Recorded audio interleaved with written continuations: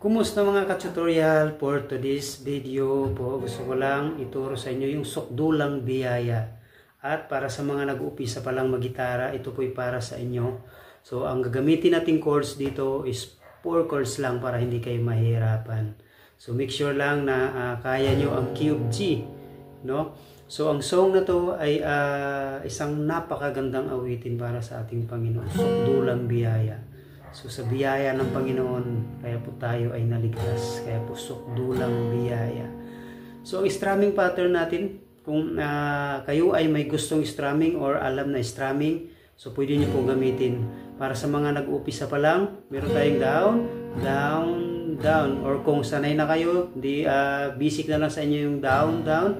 Sa mga nag-uupisa pa lang, pwede nyo lagyan ng down, up, down, down, up, down. So yung recommend ko na strumming, down, down, up, down, down, down, up, down. Pero kung gusto nyo, gayahin nyo na lang yung gagawin kong strumming.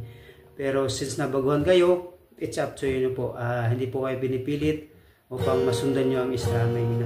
Ang importante po is sa mga baguhan pa lang ay makuha nyo yung tamang pag-change ng chords, yung tamang paglipat ng chords upang maisabay din siya sa kanta. So yung intro natin, meron tayong G, meron tayong E minor, meron tayong C, and the last is D. So ano pang inaantay natin? Simulan na natin. Simulan natin sa intro, tapos papasok tayo sa unang verse.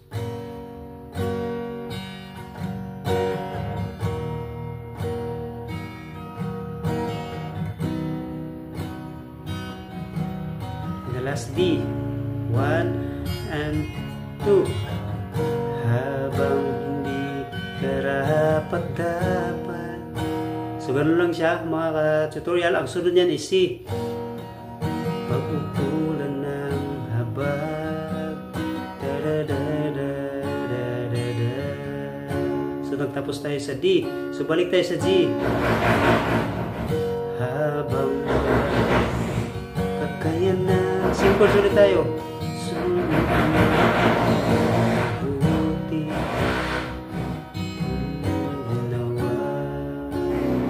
Ganun lang kadali. So dito po sa niyakap mo. Napakaingay naman ang kapitbahay. So dito po sa niyakap mo ako. So nagtatapos tayo sa D.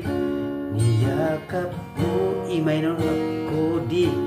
Sa aksi karunihan. Balik sa E minor, ibig mo ako. Simple solid na di kayang D. So ulitin natin. Niyakap mo ko. Yan. C. Karunihan. Balik sa E minor. Hindi mo di kayang. So pagkatapos niyan, dito tayo sa chorus. Kayang tumbasa. G tayo. O Diyos ng katarungan. E minor, same chords pa rin tayo. Hiran, tan, taradaran, tarada, hiran. Same chords. Ang kabananan, hatian, mayaya mo. Same chords. O Diyos,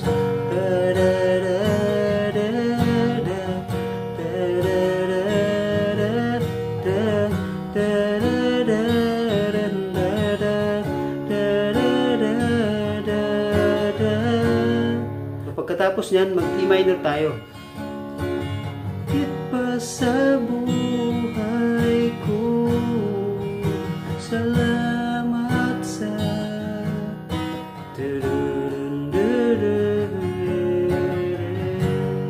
so balik tayo sa higit pa sa buhay ko. Higit pa sa buhay ko, salamat sa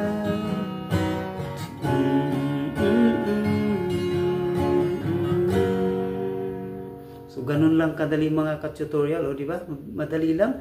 And please subscribe and hit the notification at huwag kalimutan mag-comment, mag-request tayo. God bless. Salamat sa sukdulang biyaya ng Panginoon para sa iyo, kapatid.